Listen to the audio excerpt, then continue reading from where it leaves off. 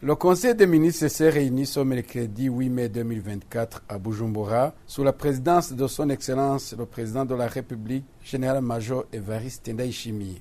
Après la présentation et l'adoption de l'ordre du jour, son Excellence le Président de la République a invité le ministre de l'Intérieur, du Développement communautaire et de la Sécurité publique à présenter, au nom du Premier ministre en mission à l'étranger, la synthèse des observations issues de la réunion préparatoire du Conseil des ministres qui a eu lieu en date du 29 avril et du 3 mai 2024 et qui était consacrée à l'analyse préalable des mêmes points à l'ordre du jour. 1. Projet de loi organique portant révision de la loi organique numéro 1/20 du 3 août 2019 portant organisation et fonctionnement de la Cour constitutionnelle ainsi que la procédure suivie devant elle. Il a été présenté par la ministre de la Justice. Même si la loi régissant la Cour constitutionnelle est récente, elle acquise des lacunes qu'il faudrait combler afin de permettre son bon fonctionnement optimal. Parmi les lacunes identifiées, il y a lieu de citer des dispositions qui sont en contradiction avec le Code électoral quant au délai de recours en matière électorale qu'il est nécessaire d'harmoniser. La loi régissant la Cour constitutionnelle prévoit les procédures applicables devant elle, mais omet de mentionner les aspects relatifs à la compétence tels que précisés dans la Constitution. Ces aspects sont intégrés dans ce projet de loi. Après analyse, le projet a été adopté moyennant quelques corrections. Deuxième point analysé au Conseil des ministres, note d'information sur le financement additionnel au projet d'appui aux filets sociaux, productifs et emploi, Melankabandi. Il a été présenté par la ministre de la Solidarité nationale, des Affaires sociales, des droits de la personne humaine et du genre.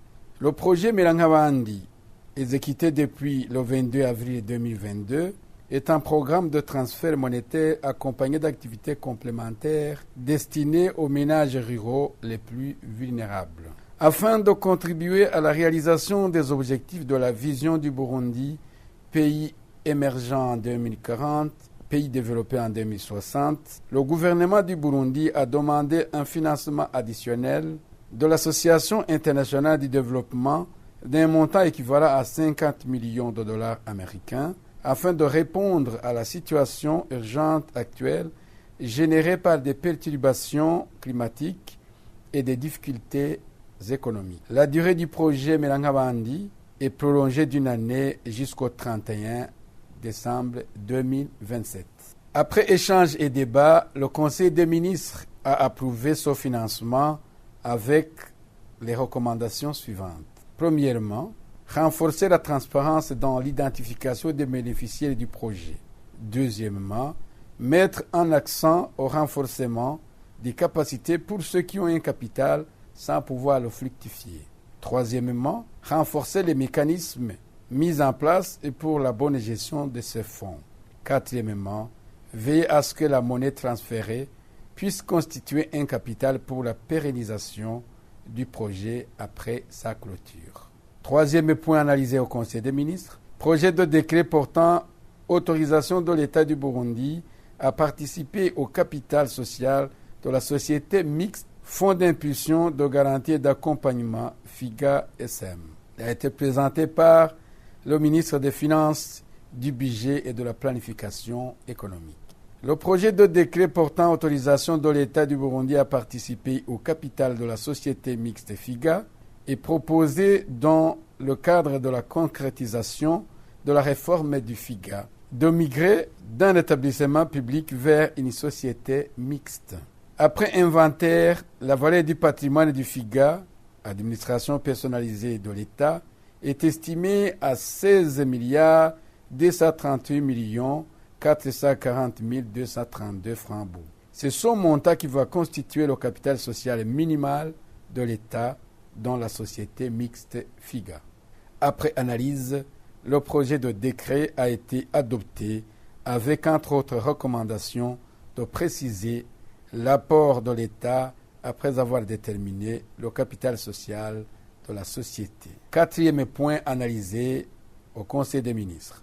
Projet de décret portant permettre structure, fonctionnement du compte unique du Trésor. Il a été présenté également par le ministre des Finances, du Budget et de la Planification économique. Dans le cadre de la réforme des finances publiques, le Burundi s'est engagé à mettre en place une meilleure gestion de sa trésorerie à travers la création d'un dispositif appelé compte unique du Trésor. Le présent décret a pour objet la fixation des règles fondamentales relatives à la consolidation de la trésorerie de l'État. Il définit le périmètre, la structure et les modalités de fonctionnement du compte unique du Trésor afin de favoriser une gestion optimale de la trésorerie de l'État. À l'issue de l'analyse, le Conseil des ministres l'a adopté avec, entre autres recommandations, d'indiquer la rubrique budgétaire à imputer chaque fois qu'il s'agit de procéder au paiement d'une activité qui a été réalisée.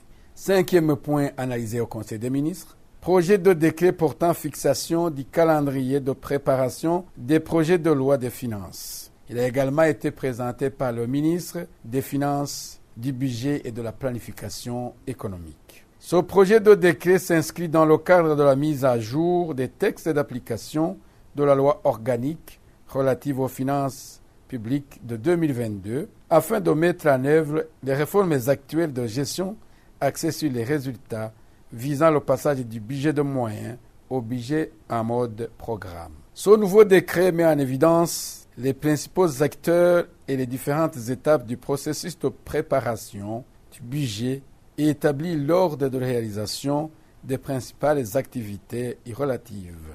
Après échange et débat, le projet a été adopté. Sixième point analysé au Conseil des ministres, c'est le projet de décret portant modification du décret numéro 100/106 du 17 juin 2008 portant cadre de dialogue et de concertation pour un partenariat secteur public et secteur privé.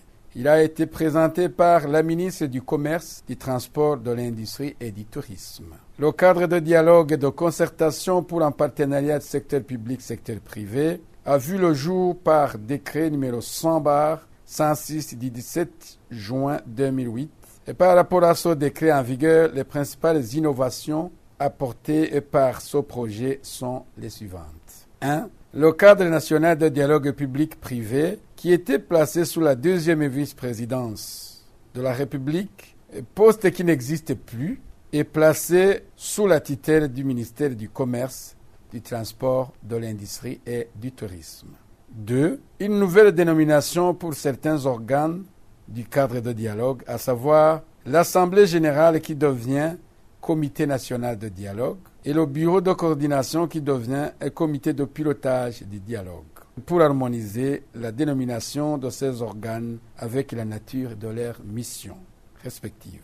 Troisièmement, le secrétariat permanent est renforcé par 2 cadres représentant respectivement le secteur public et le secteur privé, en plus des 2 hauts cadres qui assistaient le secrétaire permanent. Après analyse, le projet de décret a été adopté moyennant quelques ajustements. Septième point analysé au Conseil des ministres. C'est une note d'information sur les conceptions préliminaires en vue de la reconstruction de l'ex-marché central de Bujumbura. Il a été présenté par le ministre des Infrastructures, de l'Équipement et des logements sociaux. L'ancien marché central de Bujumbura a été inauguré en 1994 et un incendie l'emporta à l'aube du 27 janvier 2013. Le plan national de développement PND révisé 2018-2027 prévoit la reconstruction de cette infrastructure comme bien capital pour l'économie du pays. La note propose 2 variantes. La première consistant en la reconstruction d'un complexe comprenant notamment un shopping mall, une salle de conférence de 3000 personnes, un hôtel 5 étoiles, tandis que la deuxième consiste en une construction d'un complexe subdivisé en 5 blocs de bâtiments et une tour de 30 niveaux comprenant notamment plus de 30 000 magasins, supermarchés et boutiques une salle de conférence pour plus ou moins 1000 personnes et un hôtel 5 étoiles, etc. Après analyse de la note, le Conseil des ministres a apprécié le travail qui a été réalisé et a formulé les observations suivantes. 1. Faire une maquette de 3 tours à l'image des 3 étoiles du drapeau national et la prêter pour analyse au Conseil des ministres dans un délai de 3 mois. 2. Enlever les décombres du site pour qu'ils soient intérêts dégagés tout en valorisant les matériaux qui s'y trouvent. Chercher une maison spécialisée et les moyens pour faire des études préliminaires nécessaires pour cette reconstruction. 8e point analysé au Conseil des ministres. Projet d'ordonnance ministérielle portant conditions d'exercice de l'activité de promotion immobilière relevant du secteur privé au Burundi. Il a été présenté par le ministre des Infrastructures, de l'Équipement et des Logements sociaux également. Les outils de planification du Burundi mettent un accent particulier sur les logements sociaux et l'aménagement d'un habitat décent, accessible aux citoyens burundais à faible revenu. Il exige un engagement des responsables ainsi que la conjugaison des efforts avec divers intervenants. Le Code d'urbanisme, de l'habitat et de construction autorise les promoteurs immobiliers privés à réaliser les opérations d'urbanisme. Des promoteurs immobiliers ne cessent de manifester leur volonté d'investir dans le secteur immobilier et certaines banques affichent également leur intérêt et le gouvernement encourage ce genre d'initiative. Ce projet d'ordonnance est proposé afin que les initiatives de promotion immobilière puissent trouver un cadre adéquat permettant leur matérialisation. Après échange et débat, le Conseil des ministres a recommandé que ce projet soit analysé en même temps que le texte de création de l'autorité de régulation et de contrôle des transactions immobilières dans le prochain Conseil. 9e point analysé au Conseil des ministres. Projet de décret portant révision du décret numéro 100/064 du 8 mai 2020, érigeant le Centre national de référence en kinésithérapie et réadaptation médicale en une administration personnalisée de l'État. Il a été présenté par la ministre de la Santé publique et de la lutte contre le sida. Le Centre national de référence en kinésithérapie et réadaptation médicale a été créé en 2015. Par la suite, le ministère de l'Enseignement supérieur et de la Recherche scientifique a entrepris le processus de révision du décret mettant en place le centre afin de le placer sous sa tutelle, compte tenu de l'une de ses missions en rapport avec la formation diplômante. Le nouveau décret organisant le ministère de la Santé publique et de la lutte contre le sida a remis le Centre national de référence en kinésithérapie et réadaptation médicale sous la tutelle de ce ministère. Le présent projet de décret vient se conformer à ce décret organisant le ministère.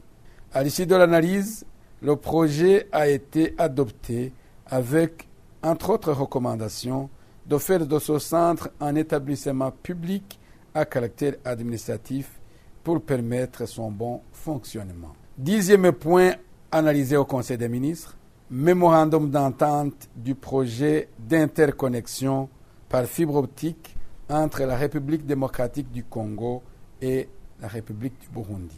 Il a été présenté par la ministre de la Communication, des Technologies de l'Information et des Médias.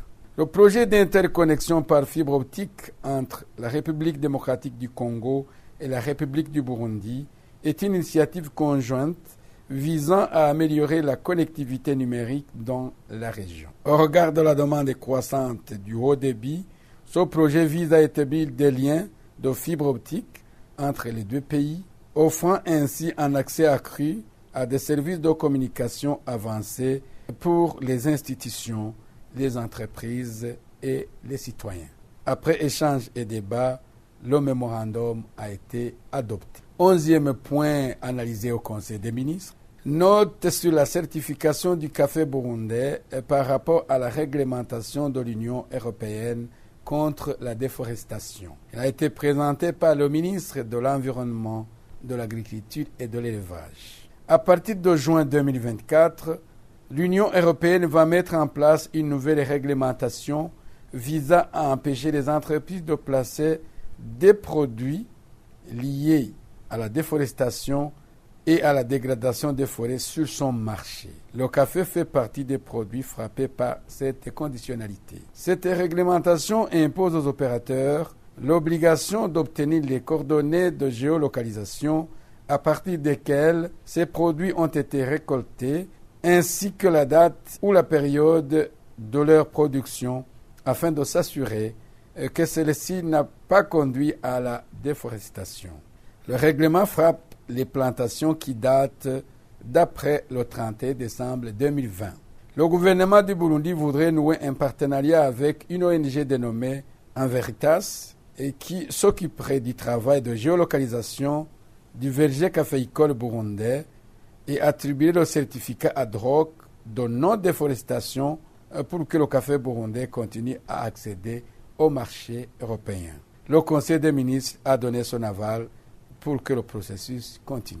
Au chapitre des divers, le Conseil des ministres a échangé sur la question de la pension de la retraite des fonctionnaires. Il a été constaté que le retard dans la mise en œuvre de la promesse tenue par le chef de l'État de revoir cette pension à la hausse est dû au calcul biaisé au niveau des institutions de sécurité sociale. Une équipe sera mise en place pour procéder au calcul de tous les revenus mensuels détaillés de ces institutions ainsi que les dépenses mensuelles afin de bien connaître la part de l'État comme subvention.